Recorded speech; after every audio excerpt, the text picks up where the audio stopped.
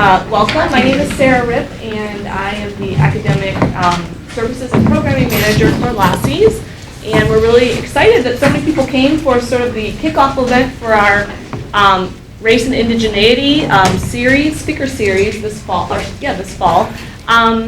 couple of quick announcements I wanted to make was that there is a sign-in sheet on the corner of the table here. We do have to collect all the names for accounting since we're serving food, so we'd really appreciate it if you could sign in if you haven't. And if you're new to Lassie's and you want to be on our listserv, there's another sign-in sheet, and that's over by the food. And if you want to give us your email, you can get our weekly newsletter about all the events that we organize.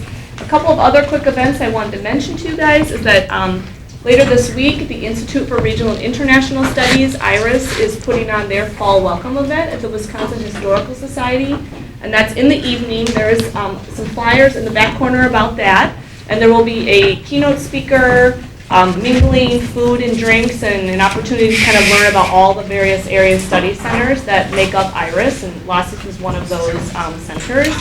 And then there's a handout about next week's lecture up front. So.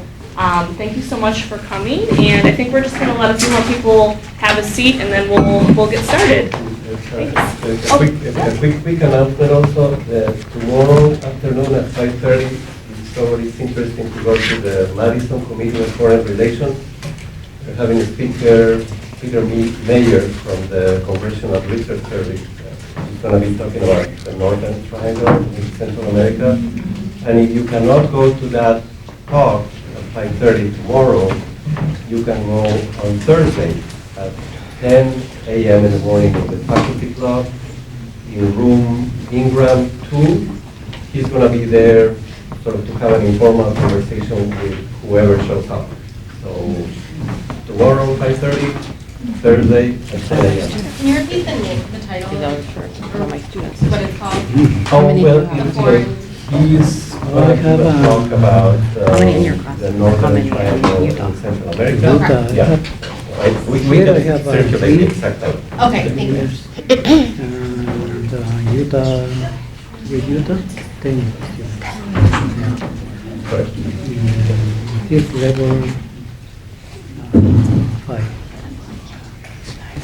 I'm a new faculty director of Lassie's, and I have an enormous honor and pleasure to see you all today. I think that UW is a very special place thanks to people like those who are today on our panel.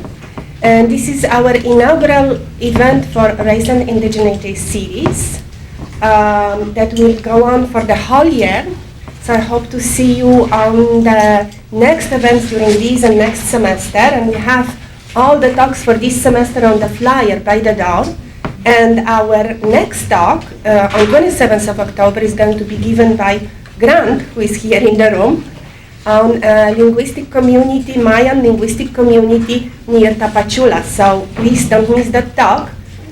Keep up with our lectures so that we create an interest community here in Lassie's.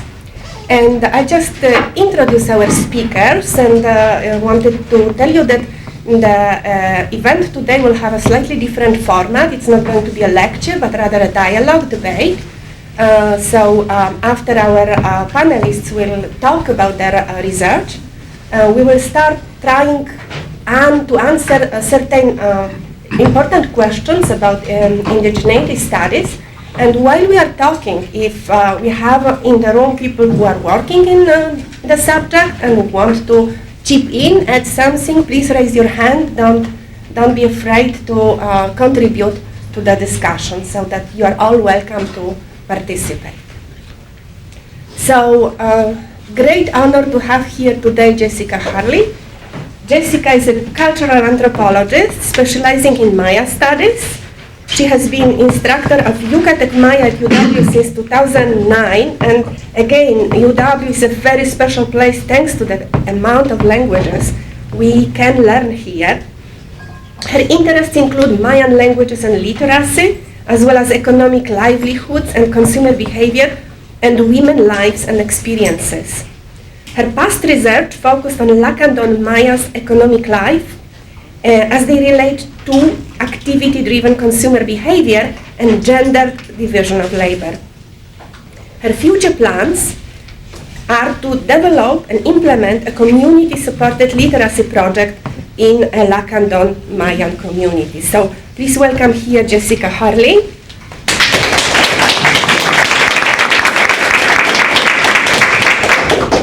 And I will keep having you exercise your hands, because now the second speaker, Reynaldo Morales. Reynaldo Morales was born in Lima, Peru, and there he developed a career in strategic educational communication around human development, education, gender, women rights, and indigenous peoples in Peru.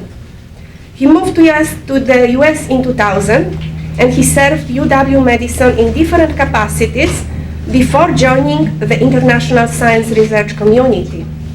Currently, he's a joint degree doctoral dissertator on environment and resources with the Nelson Institute and curriculum and instruction with the School of Education.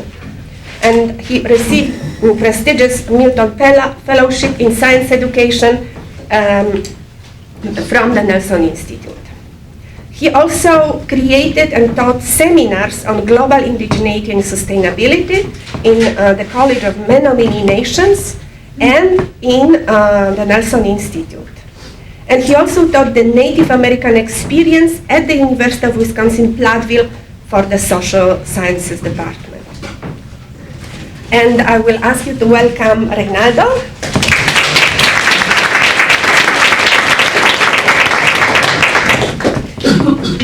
And finally, Armando Muyolema is a lifelong indigenous professor and researcher from Ecuador. As an educator, he has taught in different levels of the educational system in his country. His education has been closely related to his commitment to bilingual intercultural education, as well as to the process of political processes of indigenous peoples in Ecuador. He has graduated in education, anthropology, and Andean linguistics. He gained a master's degree of the Universidad Andina Simón Bolívar in Quito and a PhD from the Pittsburgh University. Currently, his research interests focus on minority languages pedagogies, bilingual intercultural education, indigenous epistemologies, and indigenous cultural production and political movements in Abya Yala. And Abya Yala is an indigenous way of saying America, right, Armando? Mm-hmm. And Armando is teaching Quechua for UW, also for many years, also great treasure for our community to be able to study Quechua and Maya, right? So please welcome Armando.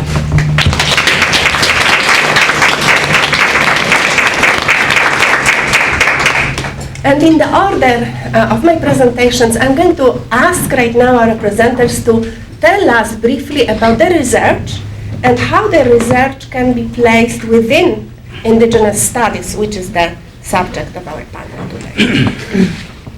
So we'll start with Jessica. So as Kata said, I work with the Lacandon Maya, who are in southern Chiapas. My initial research and much of what I have looked at was looking at a few different economic lifestyles that people were following and how those economic lifestyles kind of contributed to certain sort of consumer behaviors. And specifically, I was looking at it through the lens of women's lives and their experiences, which is a particular group who've been overlooked kind of the world over as by anthropologists. And so I was really looking to understand better how their economic lifeways were informing their consumer desires and their behaviors.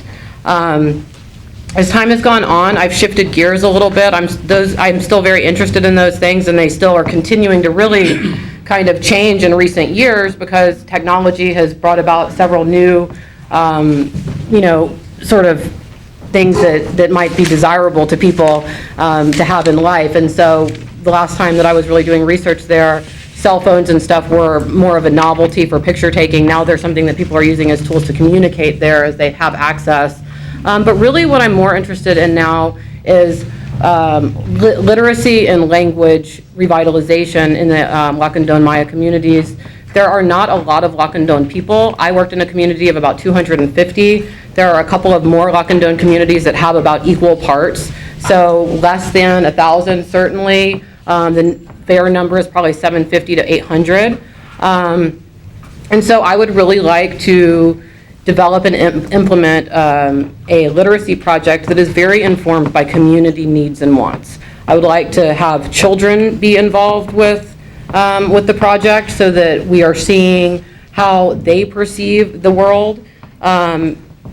Something we'll probably talk about as time goes on today is the fact that that Maya education and language education has not been something that has been a part of schooling, of the education system, specifically in Chiapas. More and more it is becoming a part of the school system in the Yucatan, but that is because of the work of certain individuals who have worked very hard to push Maya language classes into elementary systems. And so I'm looking with that in mind at trying to encourage the documentation from a community level of the Lacandon Maya language.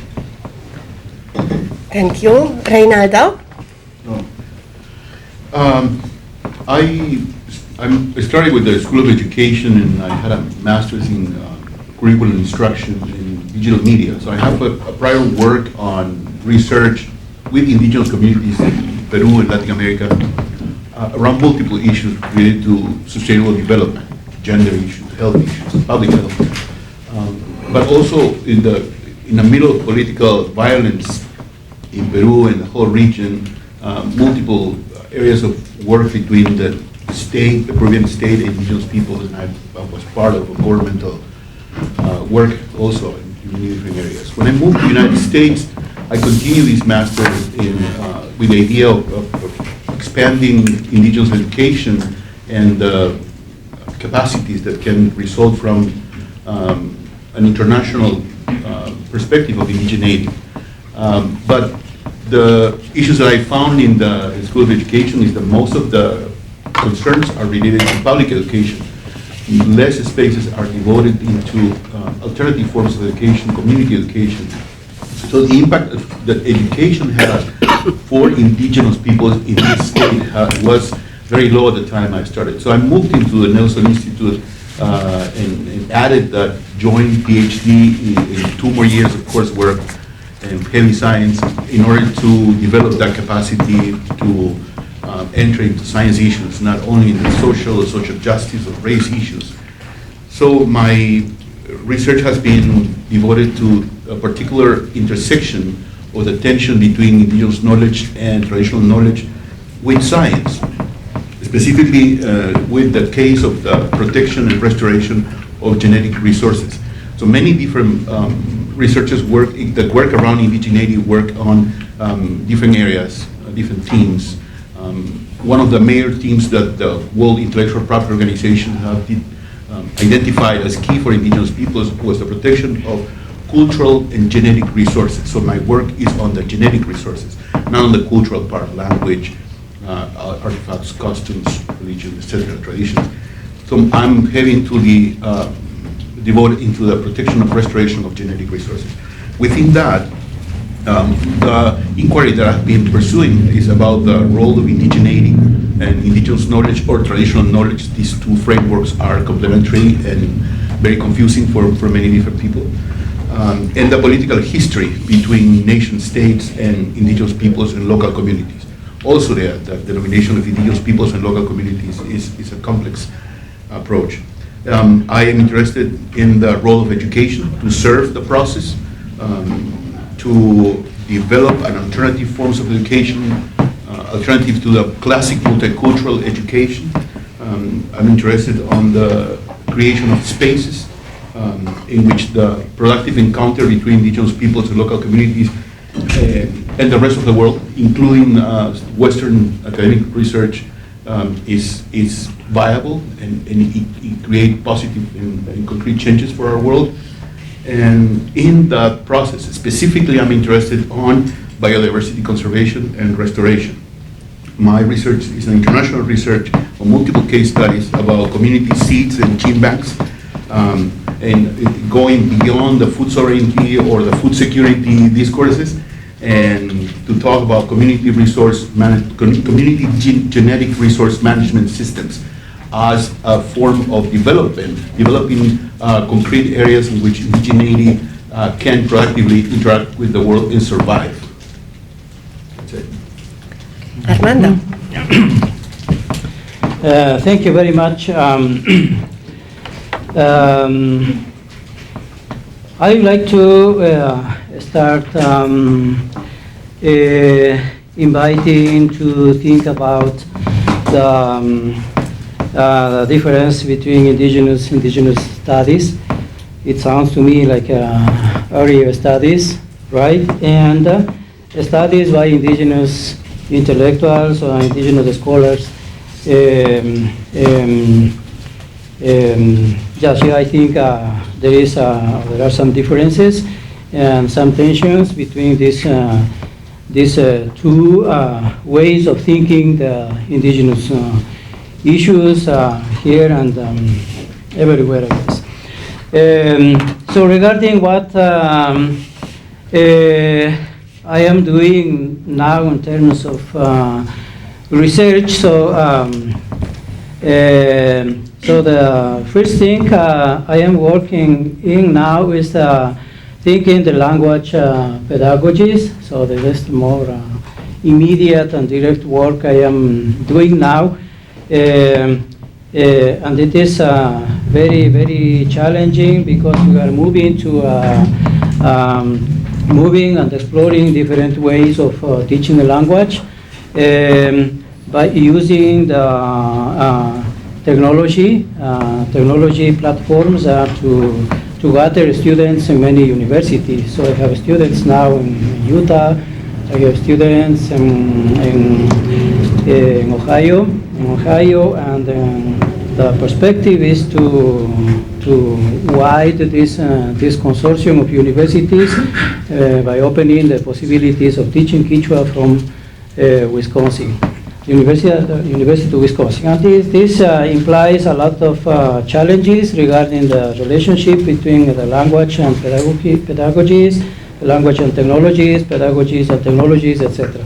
So I am working on it and how to share this knowledge in my context, especially in my country where the bilingual education needs some support in this field. And then a very long topic of research is the relation between language and education, which is the topic I have been working in for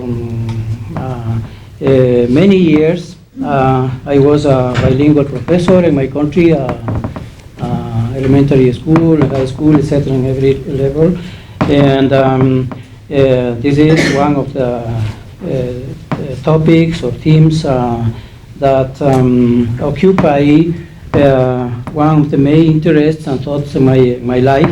And then we have to think in this relation, so we have to think the relation between curriculum and knowledge.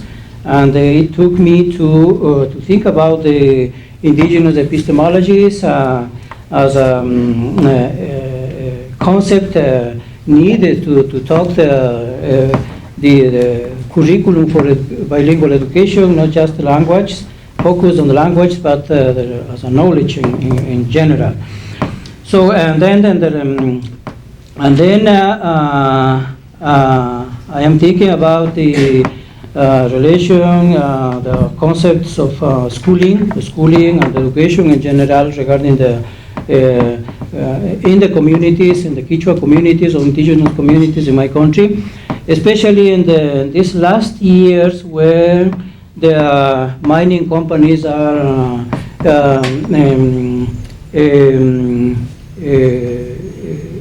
working or having consigning territories in the indigenous communities. So I had the opportunity to visit many communities affected by the mining companies, and then I was really surprised because I know relatively well about education, but I was not thinking this relation between the mining, how the mining companies are affecting the the communities and especially the education in the communities. So it is a very hard issue, so I am moving to study this topic. I have a research project right now with a number of colleagues in Ecuador, for making a first approach to what is happening in education because of mining companies and the communities. So, this moving means that we need to think in a wider or holistic way the understanding of indigenous issues. So we can't think about health, about education, about lands, etc. of indigenous peoples without thinking that the value of territories of indigenous peoples, the spaces, the places where the culture reproduce itself, right? So, so we need to understand this general context of indigenous peoples for understanding the indigenous life situations, context, and conditions as a condition for thinking the education, the language. So because we can't think bilingual education when the communities are being displaced from their territories, for example, when the schools and health centers and hospitals have been taken literally by the mining companies, for example. So we can't think these issues as education, as language in abstract, right?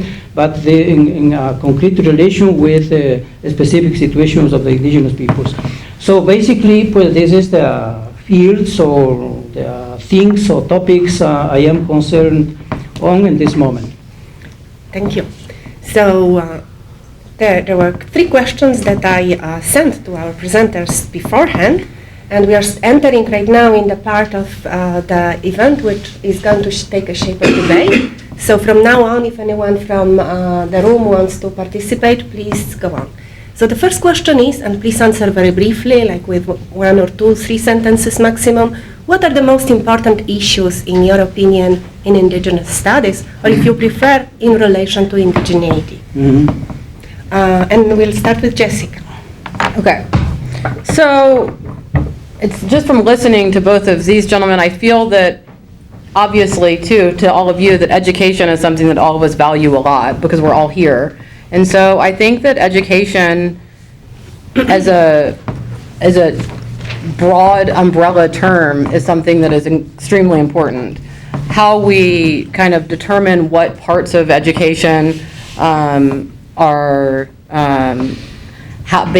sorry, not what parts of education, but various ways of approaching education that are really important in Indigenous studies. And that, as Armando just says, really it necessitates that we have a very holistic approach and really aren't just looking at maybe certain areas of interest to our own studies, but looking at a much larger picture of how various individuals are working in the world. What are they doing within their own communities? How are there ways that we can better understand what is happening in those communities in order to affect positive change? In anthropology, I don't know how many other anthropologists there are in here, but in anthropology, this kind of historical notion of not messing with anything, culturally, is kind of pervasive. It's something that rests on all of us. Like, are we allowed to go in here and actually do something that will make a change in the society? And if we do, what are the consequences of that? So I think that those are really important questions to consider as we move forward. But I think the idea that we are unable to affect positive change, that we are unable to work directly with the community in order to better understand what their needs are, what their wants are. I think that's really what should be leading a lot of what we're doing, is what's happening on the ground in these communities. What do they need? What do they see as the way of going about meeting and reaching those goals? Because what we think may not really be in line with what they actually need, and the ways that we go about getting it here or in other countries may not be best for that group either. So how can we help and work with Indigenous communities in order to to do what, to help them meet their needs, letting them lead the way, having self-determination to tell us, this is what works for us, this is what worked for people before, this is how this land is best used. Now, that doesn't mean that we can't say, well, years of academic study have kind of pointed to this, while a culturally important part of your, history, there may be some additional things that we can work with and implement, working with you to improve upon things. So there has to be kind of a line that we walk. No, we don't want to go in and eradicate a cultural group, but is there room to actually, to work with people across the world in order to make improvements, to better the world? I think so. I think so. Thank you, Jessica. It's funny, in the seminar on indigeneity that we just had last week, there was this moment when we got to the conclusion that anthropology ends where decoloniality begins. Fair enough. Well, I think the most important issues in indigeneity are not necessarily related to race itself. So, I don't think that it's in the top list, because race is a social construction, and racism is just the result of that artificial construction. We studied it very well in the School of Education for a long time, and how it pervaded into curriculums, into epistemology, into the way we actually constructed science or our Western form of way of knowing. So not only that, but these block that we have created in terms of race is shaping the social and economic control in which people who are in the margin of these definitions are allowed to participate. So I don't think that's the primary issue with indigenous peoples. For me, the most important issues are economic and political control, to regain economic and political control of their own destiny. And these issues have to be interpreted in terms of land rights. That's the most important thing. And also political forms of sovereignty, autodetermination, and autonomy. Political self-determination, political sovereignty, political autonomy. Also, the implementation of the United Nations Declaration of the Rights of Indigenous Peoples, that it has been ratified by most of the countries around the world, but their implementation in the ground is one of the most difficult things because of the resistance of actually political statements and instances to implement these legal frameworks that will obligate to reformulate the states and the state's action with their peoples. Not only is that implementation an obligation from nation states, it's an obligation from universities. The academic portion of society has to be committed to demote the preeminence of Western culture and Western ways of doing business in the world. And this is a discussion that in terms of war, when we have these notions that critiques to the, or not critiques, but it's much worse about Western culture by the war that we have, war on terrorism, I will use that framework, that negative connotations to indigenous, it's also mixed in the way in which other societies in terms of war are talking about Western culture. And in terms of the preeminence of Western culture in the United States, when we talk about United States, we are talking about an indigenous country. This is not Europe, and it will never be Europe. The European project to make this a European space is just a project, right? But it has to be confronted with reality. The reality, this is an indigenous country. This state has 11 tribes, and that were massacred and decimated.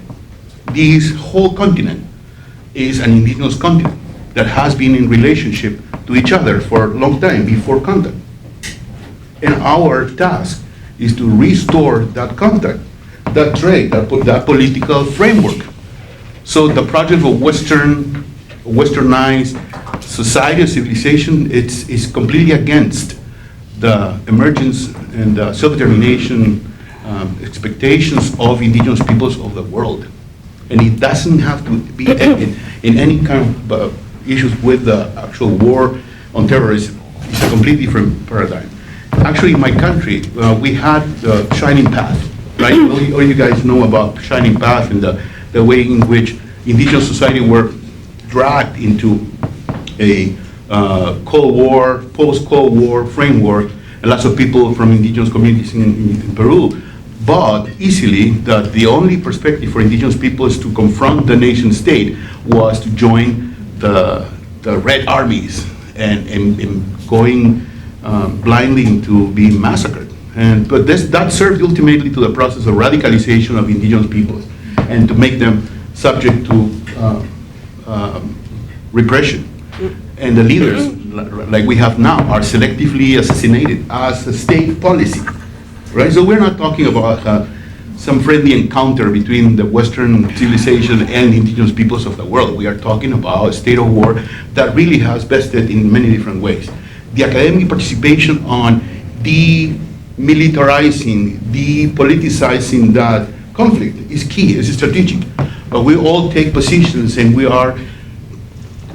chase the funding, we chase the industries, we continue perpetuating the preeminence of science, other ways of knowing, other forms of knowledge and knowledge systems. So we are pretty much accomplices of that destruction of indigenous peoples in this indigenous world. But we see it differently.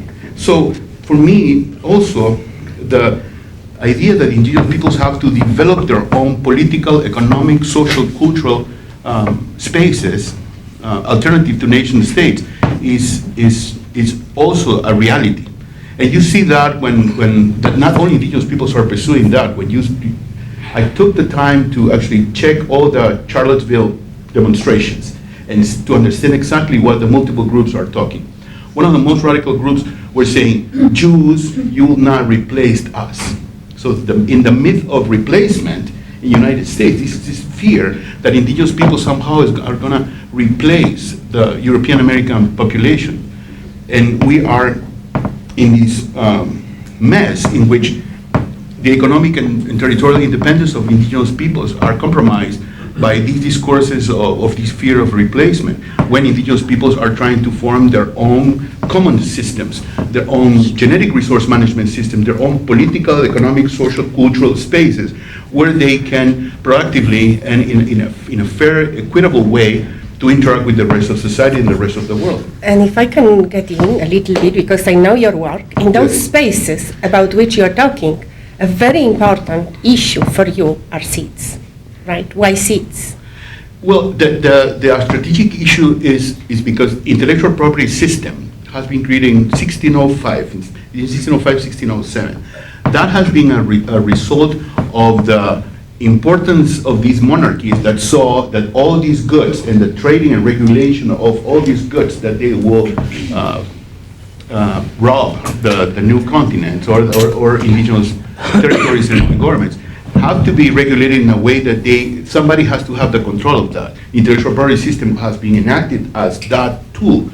And you cannot see the confrontation of nation states and international colonial system still in place in any other field than in the management of genetic resources. When we talk about genetic resources, we talk about agriculture, pharmaceuticals, the agrochemicals that we have seen in Mexico heavily. We see that all the medical systems, the government systems, all the epistemologies, all the discourse has been created to support the control of economic control of the proceeds from Earth. In the recomposition or reformulation of intellectual property system is one of the most strong alternatives from indigenous peoples to regain control of all the ulterior, subsequent, and complementary processes that are behind their needs of recompose their self-determination, autonomy, or sovereignty, depending on the case. Let's pass the word to Armando. And I think you guys already are touching upon certain common points. Okay, so I would like to start with three sentences by remembering what old wise men said years ago when we were just starting the bilingual education in our country. It was by the first years of 1990s, and the indigenous organizations were evaluating the bilingual education. We had 2-3 years working on it. And then I was part of the bilingual team, the administrative team, and then we were being criticized by indigenous leaders. So you are doing nothing, bilingual education, where it's not enough what you are doing, etc.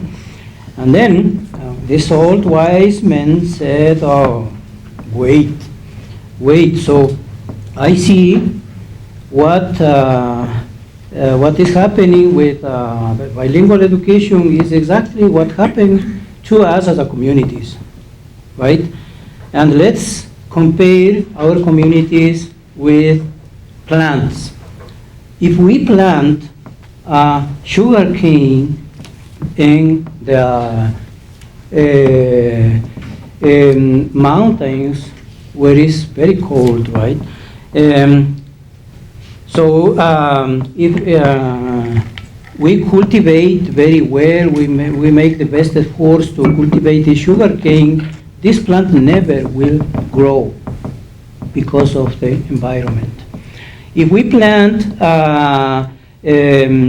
quinoa, which is a plant of the Andes, in the tropical coast, this plant will never grow up because of the environment.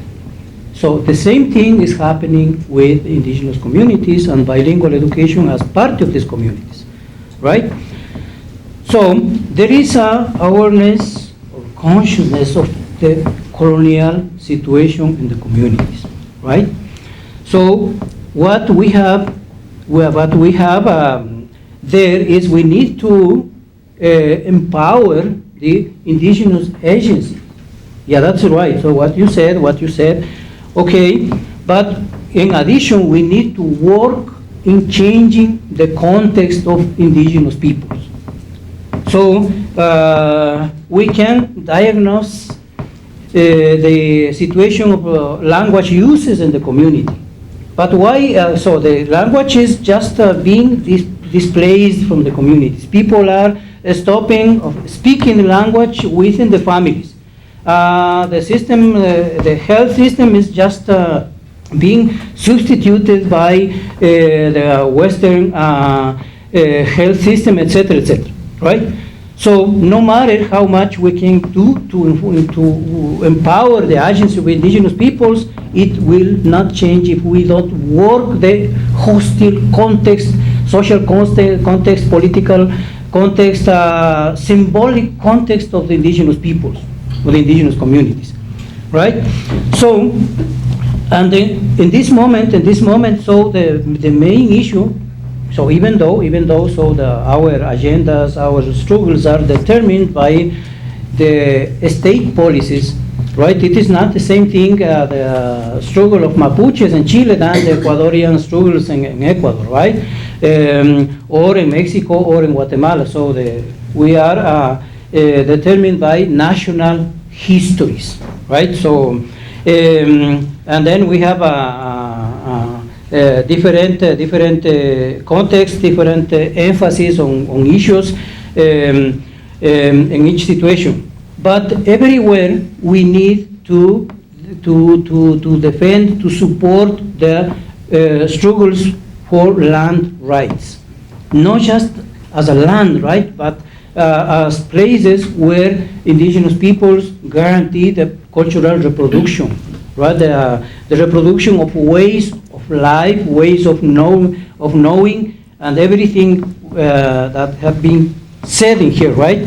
So, and then if we take this idea of holistic approach of studying indigenous peoples, so we have to start defending the territories of, or the claims of land, keeping the lands of indigenous peoples, because in many places, so indigenous people are there in their territories, but all of these territories have been consigned to mining companies, for example. Ecuador, por ejemplo, es el país minero, ¿ya?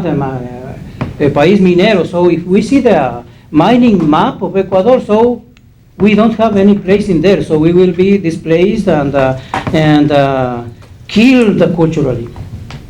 Yeah. Okay. So it is very hard to think this thing. So lands or territories, I think it is important. So as a base of holistic understandings of indigenous peoples. Right. So I think that talking about answering the question about the most important issues for indigeneity, our three speakers already have answered the following questions that I have about the most important conditions of decoloniality.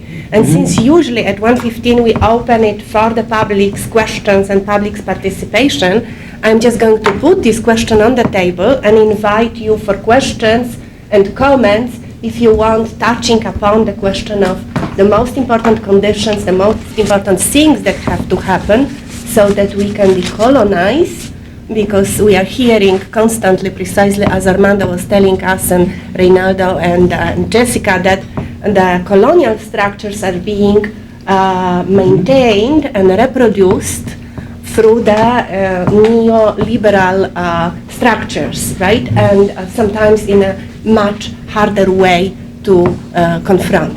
So I'm going to open it for the people in the room right now. Anybody wants to comment, ask a question, contribute to what was said? I have a question. Sorry. Well, since you're already standing, go ahead. It's going to be the second For question. the gentleman in the middle, I'm sorry, I missed you. Armando? What was it? Armando. Armando. You mentioned that the struggle for the land rights that you were speaking about, and then you talked about that as an opportunity as land rights as a space to regain cultural revolution. Can you talk a little bit more about that, what you meant by that? Cultural revolution? Yes. Like, what are you envisioning that looks like or is looking like in certain spaces? But he didn't say revolution. Oh, okay. Reproduction.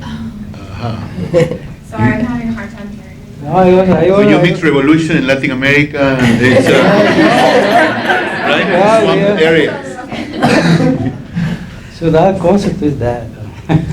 Cultural reproduction, right? So cultural reproduction Reproduction. of life and life and genetic resources as well, forms of The conditions, right?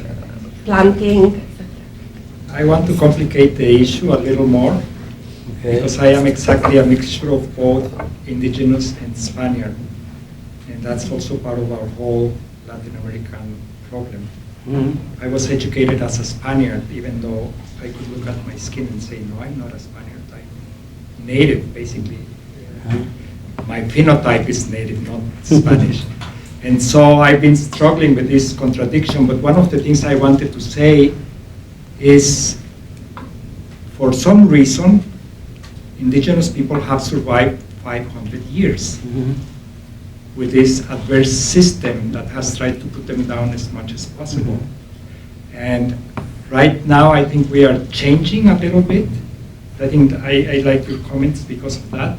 But one thing I would say is how this issue is also being tied with what is happening in the world. I am very concerned about identity, culture, and so on, but also about the destruction of the planet. Mhm. And precisely extractive industries are doing that. So it's no longer only a question of indigenous people, it's a question of survival for everyone to engage in this struggle. And that's why I would say it's not only to see how we change the way indigenous people think about these issues and how they manage them, but also how this society thinks about them. We need to change the way the society thinks about them.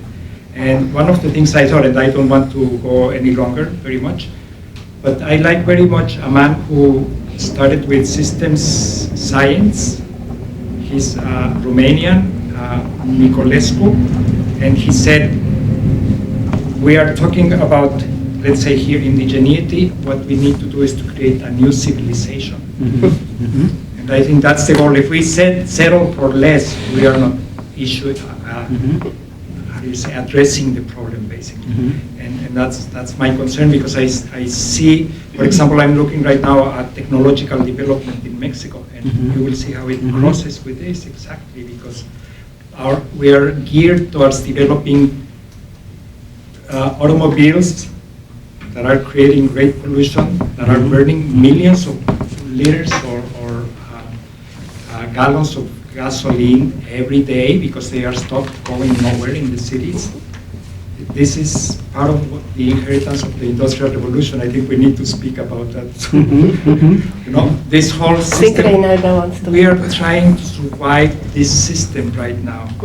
And we don't know whether we will be able to do it or not. And I think, as James Baldwin said, the black issue is in the middle of the society. The indigenous issue is in the middle of the society. It's not a peripheral issue in the society. I think Reynaldo is reacting immediately to what you're saying.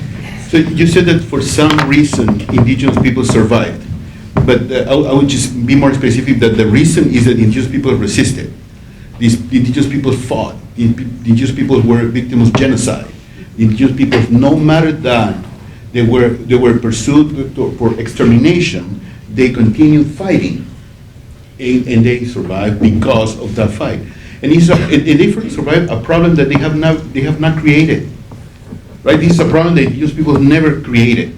They never attacked each other. There were regional differences and even forms of war that never reached the scope of the war that Europeans brought to this continent.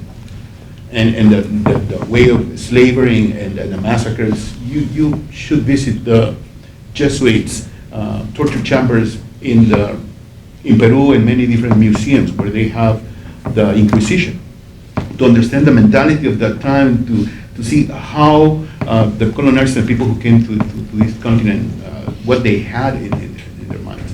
That project, it's important. In the second question, they say, why do we need The concept of indigeneity. the concept of indigeneity? So I have to go back to that duality to say, who's we, right?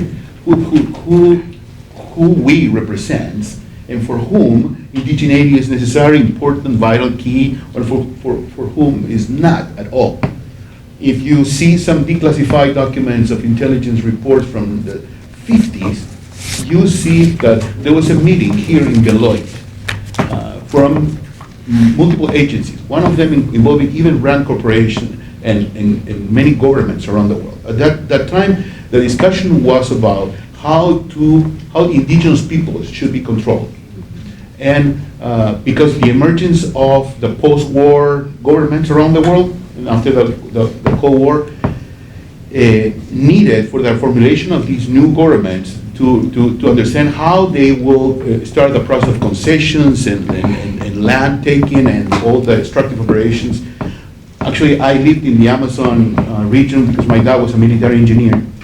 At the time, I lived until probably the 6 years old in the Amazon, in the middle of military camp that was reserved for the opening of the Amazon rainforest. Okay, so I was part of, my family, the cleaning up, all soldiers that were taken and drafted were all indigenous, the Awaruna soldiers, all of them, the troops that my dad commanded. So I lived in those areas. And once in Shiny Path came, I learned, because I studied the war, I reported, and I was, as a press, international press reporter, I reported the civil war in my country for like 9 years. In the conversations that I had with people, they changed from the statements in the 80s and 90s, where the people thought that was their frontier fight, to 2010, when the people started recognizing that the indigenous fight and the indigenous ideologies were not at all, nothing related to communism, socialism, nothing related to what the Cold War narratives were bringing. Indigenous peoples had a completely different front of line. So Let's take a couple more questions, because we have 5 minutes to the end of the The event. only thing is that I want to add is that indigenous peoples are 5%, formally 5% of the total population, but they control 25% of the most productive areas in the world. They control much more of the genetic resources that the world has. All the major food staples of the world came from indigenous domestication practices and ancestral agriculture.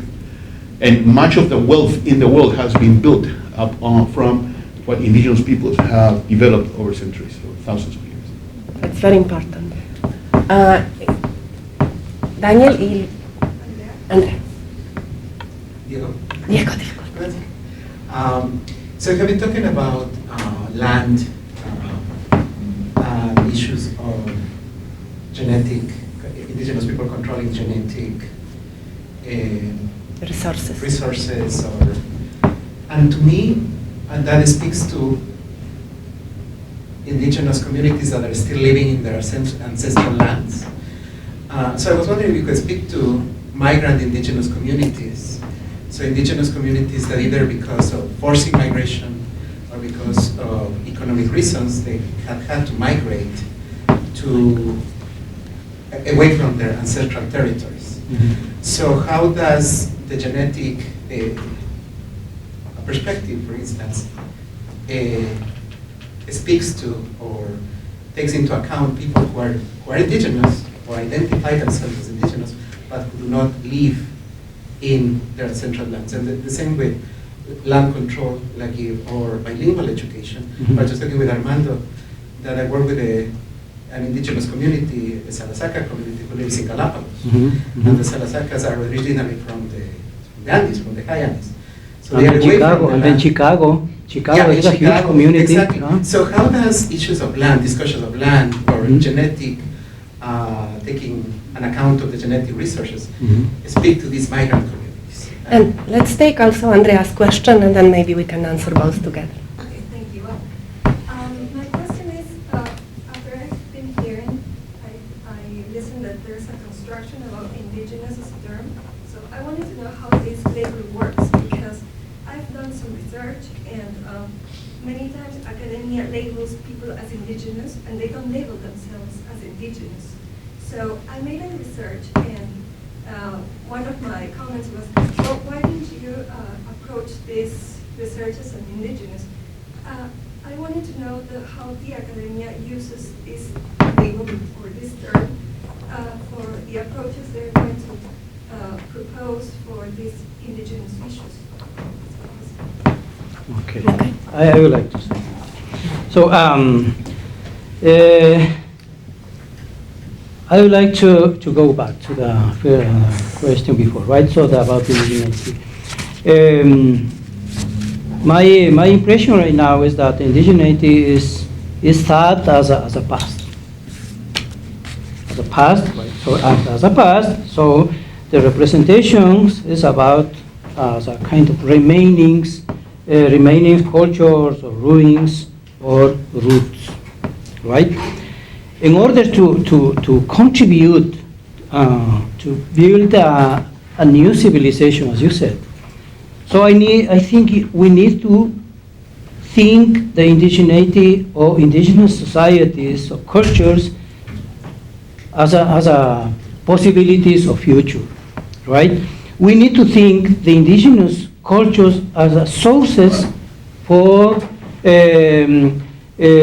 constructing a different world. In the Andes were placed the concept of summa causa, for example, right? This Quichua concept. So a lot to say about this, or there is a lot of writings about this, and there are other concepts which are more interesting than the summa causa. Yeah. What is summa causa? So Can you what- translate summa causa? Yeah, summa causa, good living, Good living. right? Buen vivir, good living. Yeah. So I can't explain this thing, but there are other concept systems which support the ways of inhabiting, the ways of living of indigenous peoples in the Andes, right? So just thinking about this, we are thinking about not just the past, about the possibilities of building a new society with new values, with new ways of inhabiting, conviving, etc. Right? So we need to do this change and stop thinking the indigeneity as something out of the universality. Right? So indigenous peoples have to cross the bridge to get the universal knowledge, How about if we think the values of, for example, summa causa as a universal possibility in building this new world? Yeah, the the concept of Pachamama, etc., not just as a symbolic value in the Constitution or in the political discourse, but as a real base of a new society. So the same thing we can find in other civilizations, other cultures, other values, right? Wouldn't it be a cultural appropriation? Yeah, exactly. The other thing, briefly, so we need to think this other issue, right? So the urbanization of indigenous communities, for many reasons, right? The expansion of cities, which are just eating the communities around, migration, internal migration, etc. So there are a huge growing communities in the cities. What may I do with them? Because the indigeneity is associated with the countryside, with peasant communities, etc. But we need to rethink the way of organization of the cities. Can we organize the cities based on the values of, for example, of the summa causa, of the Minga? How we can translate, the ways of living of indigenous peoples to the city society organizations, ways of sharing the space, right? So, but it is an issue we need to think about. So, because Galapagos and in Barcelona and in Chicago, there are huge Quichua communities, for example, right? So they just lost their identity. We are unable to think as indigenous living in Chicago or what indigenous peoples mean, or what indigenous culture means, to hold a hat or a nice poncho, or things like that, or something else, right? And I think Armando is answering also Andrea and Diego's question, partially. And I think we usually finish at 1:30. There are a lot of questions in the air, and we have the lecture by Grant coming up in October, when all these questions can re-emerge. I know that Reynaldo wanted to just add one thing to that, so that's going to be the last thing, unless someone has a very urgent question.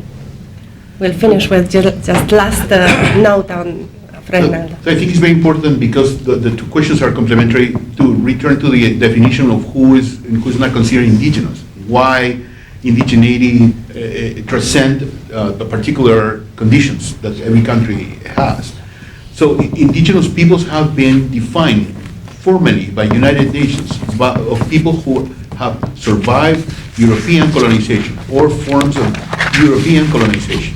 Many people say that in Southeast Asia, the monarchies that existed were not oppressed their own people and conquered without participation of Europeans. But that's not necessarily true, because Europeans were in the back, okay? Always in the back, and they created these forms of capitalist creations, of restructuring governments.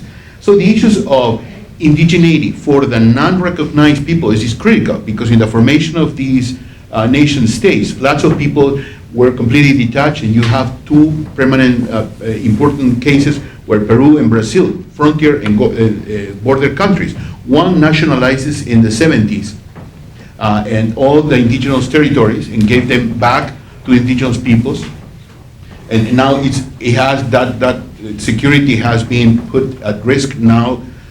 But Brazil, at the same time, during the same timeline, privatized all land and leaving and dispossessing all indigenous peoples.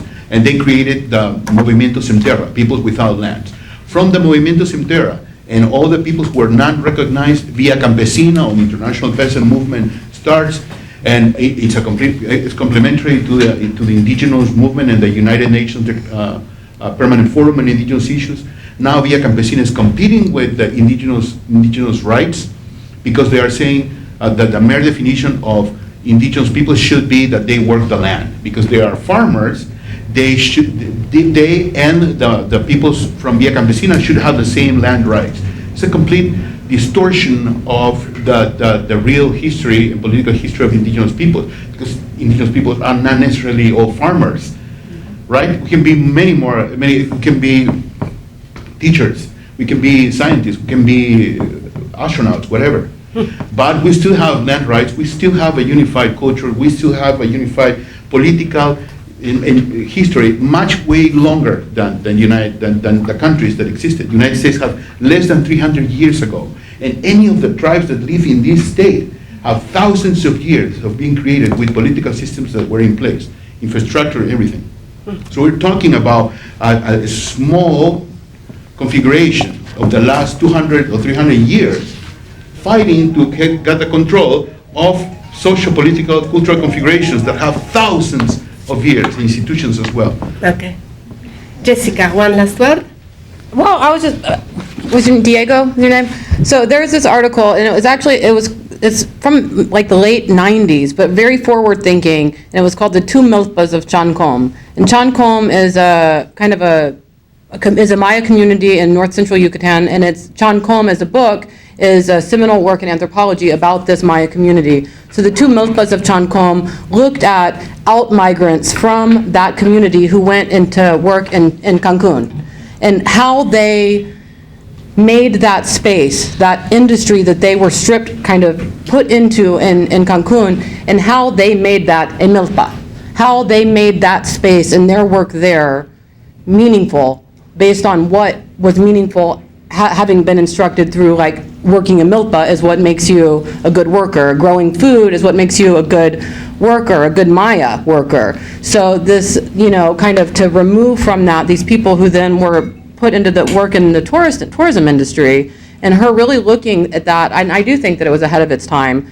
because these are conversations that we're still having now, and to look at how those individuals made that space something that they still felt didn't conflict as much with their identity as Maya, and how they tried to negotiate that. And so, anyway, the Two Milpas of Chancom might be of interest to you. Yep. All right, thank you so much, everyone. It was a very exciting panel, and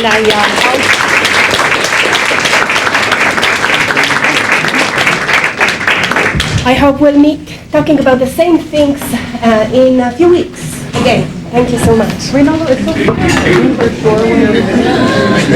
¿Ya te vas corriendo? ¿Cómo estás? Muy